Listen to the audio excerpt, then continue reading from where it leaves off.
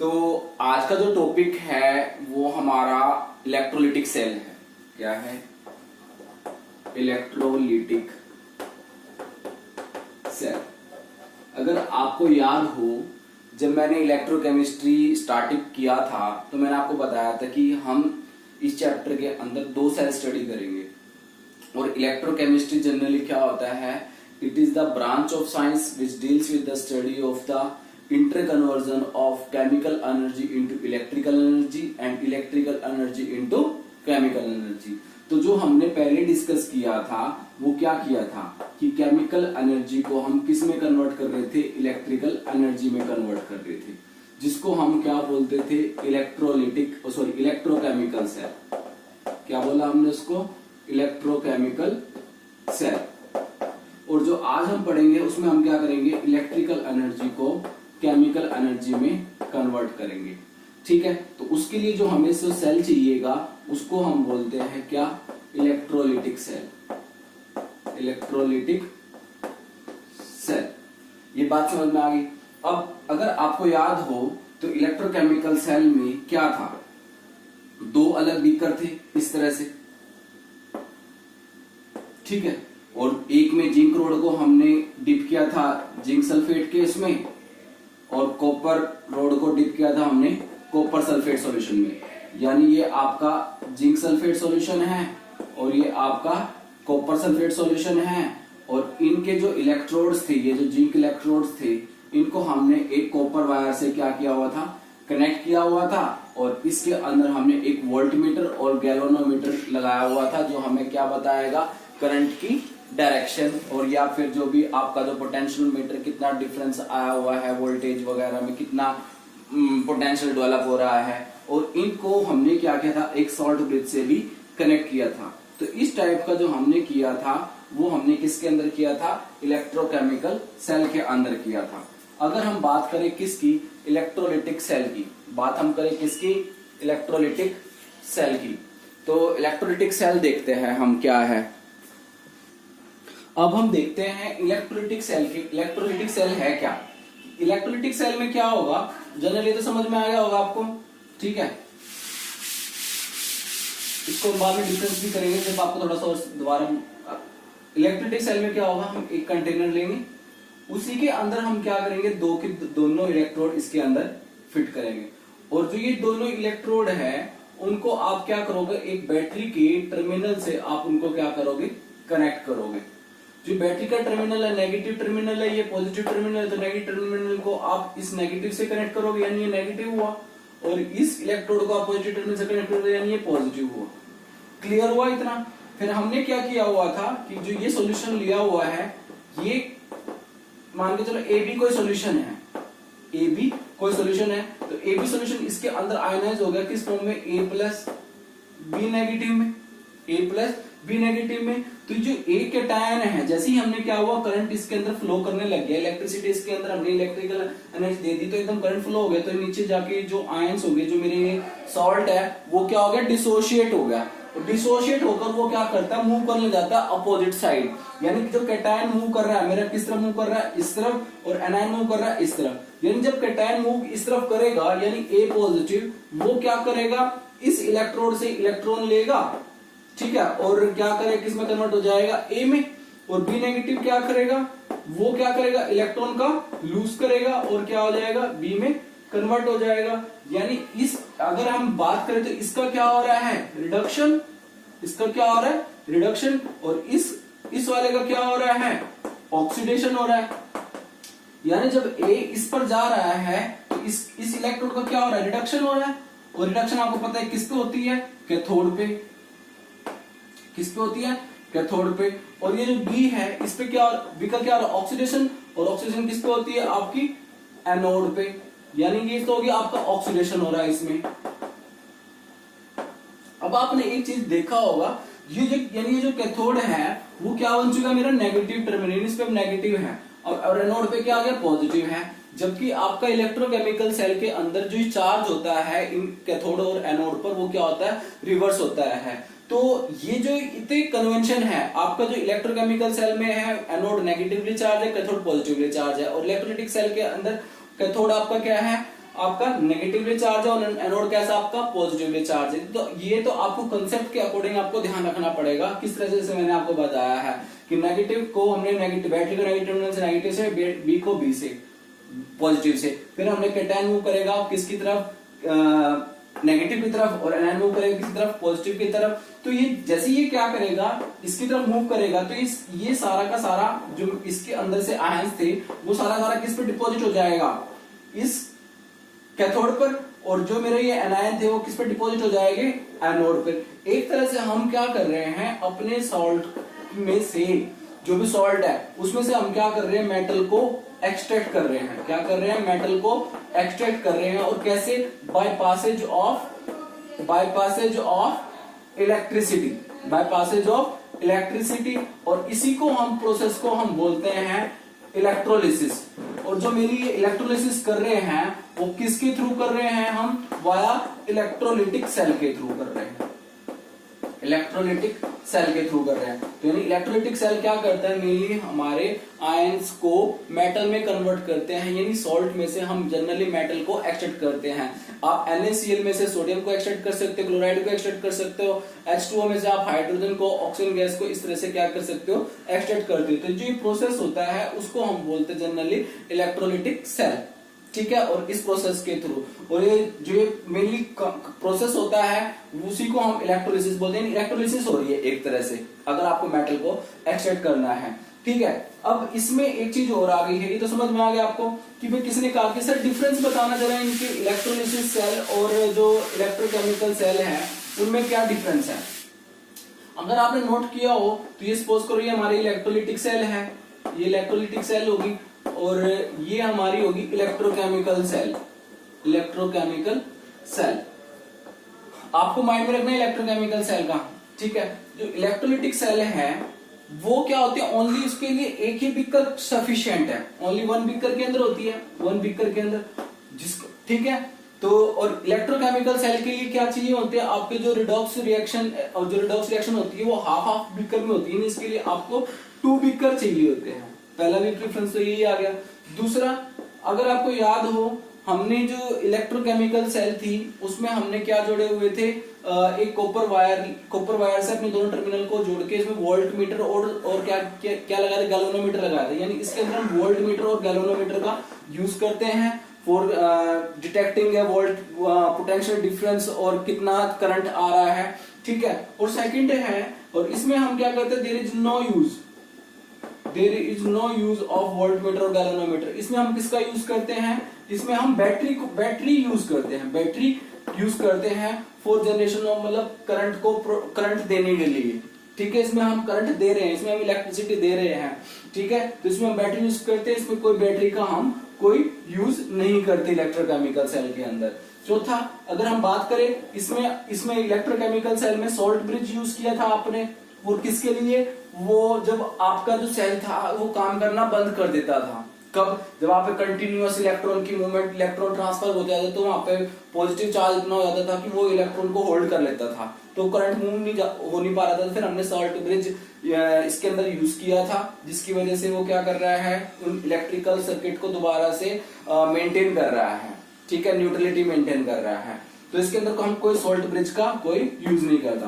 पांचवा, इसके अंदर जो कैथोड और एनोड जो बनते हैं, कैथोड जो होता है आपका नेगेटिव टर्मिनल होता है और एनोड जो होता है आपका पॉजिटिव टर्मिनल होता है। और इसके अंदर जो कैथोड होता है आपका पॉजिटिव टर्मिनल होता है और एनोड जो होता है वो आपका नेगेटिव टर्मिनल होता है। ये भी बात क्लियर होगी। इसके बाद 6, इसमें जनरली हम क्या करते हैं, इलेक्ट्रोकेमिकल सेल में जनरली क्या करते हैं हम, इलेक्ट्रिकल एनर्जी को हम किसमें कन्वर्ट करते हैं, केमिकल एनर्जी में। और इसमें हम क्या करते हैं, केमिकल एनर्जी को किसमें कन्वर्ट करते हैं, इलेक्ट्रिकल एनर्जी में। इस तरह से हमने 6 पॉइंट किए हैं, तो हम एक बार और रिवाइज कर लेते हैं कि और क्या क्या है। सबसे पहला जो है, अब मैं रिवाइज कर रहा हूं जो बुक्स के अकॉर्डिंग है, अगर कोई रह गया वो पॉइंट्स तो हम डिस्कस कर लेंगे, वो जहां तक ये सारे पॉइंट्स हमारे हो चुके हैं। In galvanic cell electrical energy is produce, सही बात है, ये हमने लिख दिया कि भाई गैल्वेनिक सेल के अंदर इलेक्ट्रिकल एनर्जी प्रोड्यूस होती है और इसके अंदर क्या प्रोड्यूस होती है, केमिकल एनर्जी प्रोड्यूस होती है। और इसमें जो गैल्वेनिक सेल में है जो रिएक्शन होती है वो अपने आप ही होती है, यानी ये वाला जो है, इसमें जो रिएक्शन होगी स्पॉन्टेनियस ही होगी, स्पॉन्टेनियस होती है। इसमें आप बाहर से कोई करंट नहीं ऐड करते, जैसे हमने बाहर से बैटरी लगाई है, इसमें हम कोई बाहर से यूज नहीं करते। तो इसमें जो इलेक्ट्रॉन का फ्लो होता है कब, जब आप इसको इसके एनोड को कैथोड को एक कॉपर वायर से जोड़ते हो जस्ट, तो इसमें जस्ट एक स्पॉन्टेनियस प्रोसेस है और एक ये नॉन स्पॉन्टेनियस प्रोसेस। जब तक आप इसके अंदर से इलेक्ट्रिसिटी पास नहीं करोगे तो जो प्रोसेस है, जो सेल है, वो अपना काम नहीं करेगी। यानी इसकी यानी नॉन स्पॉन्टेनियस प्रोसेस होता है और ये आपका स्पॉन्टेनियस प्रोसेस होता है। तीसरा, इसमें ये दो हाफ, इसके लिए आपको 2 हाफ सेल की रिक्वायरमेंट होती है और इसके लिए 1 हाफ सेल की। यानी इसको आप कह सकते हो कि ये डायरेक्ट रिएक्शन होती है इसके अंदर और वो इनडायरेक्ट रिएक्शन होती है उसके अंदर, ठीक है। और इन नेगेटिव चार्ज बता दिया मैंने। हाँ, इलेक्ट्रोकेमिकल सेल में जो इलेक्ट्रॉन का फ्लो होगा वो हमारा एनोड टू कैथोड होगा। वो कैसा होगा? एनोड टू कैथोड होगा। और जो आपकी इसमें है, electron are supplied by the external source. इसमें हम क्या करते हैं, इलेक्ट्रॉन की जो सप्लाई करते हैं बाय एक्सटर्नल सोर्स से करते हैं, यानी इससे इलेक्ट्रॉन की सप्लाई होती है इधर दोनों तरफ, ठीक है। वो अपने आप देखता है कि किसमें इलेक्ट्रॉन गेन करना है, किसमें इलेक्ट्रॉन लूज करना है। तो ये समझ में आ गया आपको, ठीक है। अब एक बच्चे ने कहा कि क्या सर हम इलेक्ट्रोकेमिकल सेल को इलेक्ट्रोलिटिक सेल में कन्वर्ट कर सकते हैं, वाइस वर्सा हो सकता है? तो देखते हैं। इतना तो समझ में आ गया आपको। अब हमने क्या किया, इलेक्ट्रोकेमिकल सेल बनाया।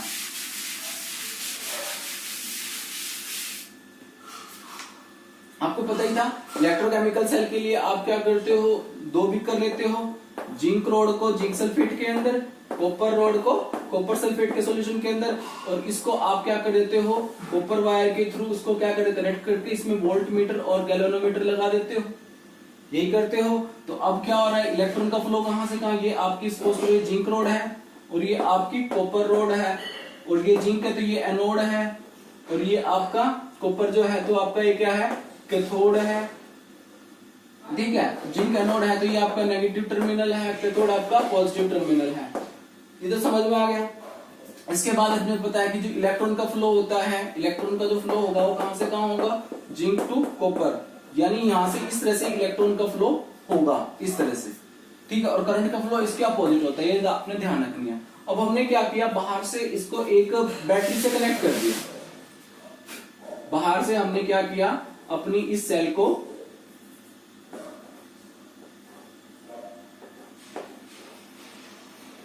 इस पे मतलब बैटरी से इसको कनेक्ट कर दिया बाहर से, ताकि सोर्स दे दिया। तो क्या देखा गया, कहता है सपोज करो आपका जो ये करंट प्रोड्यूस कर रहा है, कितना जो इलेक्ट्रोकेमिकल सेल है इसका हमने गैल्वेनोमीटर से करंट की डिफ्लेक्शन देख ली, कितना आ रहा है, ये 1.1 वोल्ट का इतना इलेक्ट्रोकेमिकल डिफरेंस आ रहा है, ओके।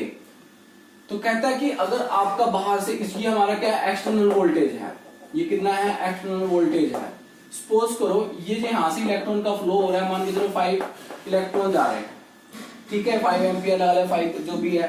तो यहाँ बैटरी भी क्या कर रही है, मान के चलो 5 इलेक्ट्रॉन का या 5 एम्पियर का ही करंट दे रही है। तो क्या होगा, जितना इलेक्ट्रॉन इधर से आ रहा है, इतना इलेक्ट्रॉन इधर से आ रहे हैं, तो एक दूसरे को क्या करेंगे, पुश करेंगे, रिपेल करेंगे। तो रिपेल करेंगे तो क्या होगा, करंट आगे सर्किट में पहुंच नहीं पाएगा। तो कहने का मतलब है जब आपका 1.1 वोल्टेज आप बाहर से क्या करोगे, उसको एक्सटर्नल वोल्टेज भी कितना कर दोगे आप, 1.1 वोल्टेज कर दोगे, तो आपकी जो सेल है वो काम करना बंद कर देगी। क्यों काम करना बंद कर देगी, क्योंकि आप ऊपर से भी इतना दे रहे हो, इधर से भी इतना आ रहा है, तो दोनों एक दूसरे को क्या करेंगे, अपोज करेंगे। अपोज करने पर वो एक दूसरे को रिपेल को पीछे धकेल लेगा, ठीक है, जिस वजह से क्या होगा, सर्किट जो होगा इसका कंप्लीट नहीं होगा, ठीक है, जिस वजह से हमारा जो इलेक्ट्रोकेमिकल सेल है वो वर्किंग करना बंद कर देगा। फिर किसने कहा कि सर यदि हम 1.1 से ग्रेटर दे दें, एक्सटर्नल वोल्टेज अब हमारा क्या होगा, 1.1 से ग्रेटर हो गया, मतलब ये ज्यादा है, जैसे कितना भी हो सकता है, चलो मैंने यहाँ पे ज्यादा ही लिख दिया, एक्सटर्नल वोल्टेज अब हमारा क्या हो गया, ज्यादा हो गया, इसको इस तरह से, कितने से, 1.1 से। तो क्या होगा, अगर आप इसको सपोज करो, ये आपका जो है आपका 2 एम्पियर दे रहा था, कितना दे रहा था, 2 एम्पियर दे रहा था, तो आपने ऊपर से पास कर दिया 5 एम्पियर, इतना मतलब आपने करंट ऊपर से इतना आ गया 5 एम्पियर, 5 वोल्ट जितना भी है इतना आपका आपने दिया। तो क्या करेगा ये जो 5 है, 2 को तो उसको क्या कर देगा, न्यूट्रलाइज कर देगा, मतलब जब ये 2 का तो बिल्कुल स्टॉप, क्योंकि अब ऊपर जा रहा है, तो फिर वो क्या करेगा, इस तरह से इलेक्ट्रॉन को फ्लो दोनों तरफ इक्वली डाल देगा, जैसे कि एक इलेक्ट्रोलाइटिक सेल के अंदर होता है। जैसे ही ज्यादा हमने अप्लाई किया तो ये 3 इधर चला गया, सपोज करो इतना इक्वली में इधर चला गया, तो अब क्या होगा, जो यहाँ से जिंक आयन थे, तो जिंक आयन वो इस पर डिपॉजिट होना स्टार्ट कर देंगे इन इलेक्ट्रोड। कॉपर आयन थे वो इन पर डिपॉजिट होना स्टार्ट कर देंगे। क्यों? क्योंकि अब ये किसका तरह काम करने लगी है, मेरी ये इलेक्ट्रोलाइटिक सेल की तरह काम करने लगी। कब? जब आपका एक्सटर्नल वोल्टेज क्या हो जाएगा, नॉर्मल वोल्टेज जो एक्चुअल आ रहा था 1.1 उससे आप ज्यादा दे दोगे, तो ये क्या कर देगा, अब ये क्या करना है, इलेक्ट्रोलाइटिक सेल की तरह बिहेव करने लग जाएगा। क्यों? जिंक आयन इसमें मूव करने लग जाएंगे, कॉपर आयन से मूव करने लग जाएंगे, जिसकी वजह से क्या हो जाएगा, इन पे डिपोजिशन हो जाएगा और एक तरह से ये मेटल को एक्सट्रैक्ट करने का सोर्स बन जाएगा। तो ये इलेक्ट्रोलाइटिक सेल बन जाएगी। अगर कहा किसी ने, अगर आप उसको 1.1 से, अगर आपका एक्सटर्नल वोल्टेज, अगर आपका ध्यान रखना, सुनो, अगर आपका एक्सटर्नल वोल्टेज क्या है, लेस देन है किससे 1.1 से, तो ये क्या करेगा, नॉर्मल इलेक्ट्रोकेमिकल सेल की तरह बिहेव करेगा, जैसे कि नॉर्मल इलेक्ट्रोकेमिकल सेल में। क्योंकि अब काम किसका होगा, अब तो इसी के, क्योंकि अब इसकी हिम्मत ज्यादा है, इसकी पावर ज्यादा है, तो ये इलेक्ट्रॉन को इस तरह से फ्लो करेगा।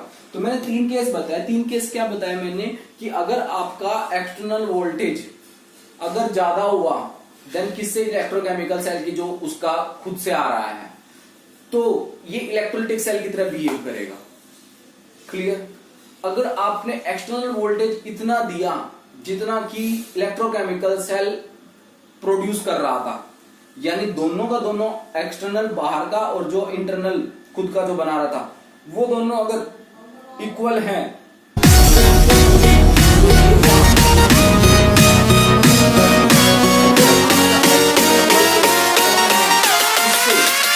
नॉर्मल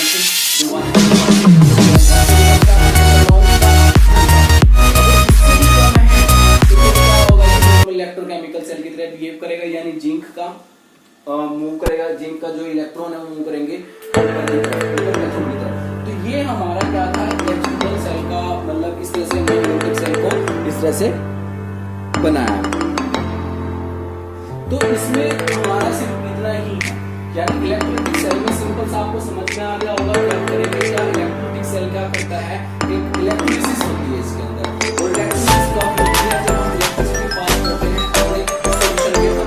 जैसे सॉल्यूशन के अंदर पास करेंगे तो जो सॉल्ट है वो क्या हो जाएगा, डिफरेंस हो जाएगा, आयंस की फॉर्म में आ जाएगा, और आयंस जैसे बनती है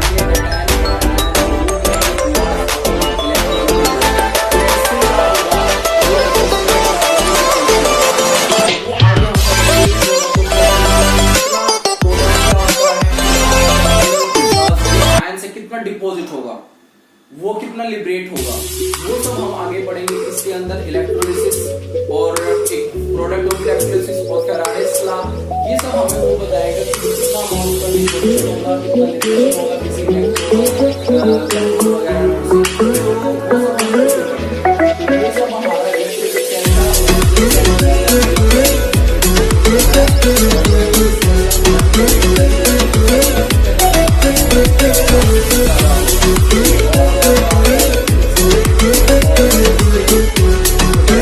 इलेक्ट्रोकेमिकल सेल, इलेक्ट्रोलाइटिक सेल और डिफाइंड इलेक्ट्रोलाइटिक सेल, ठीक है, और how electrochemical cell like electrolytic cell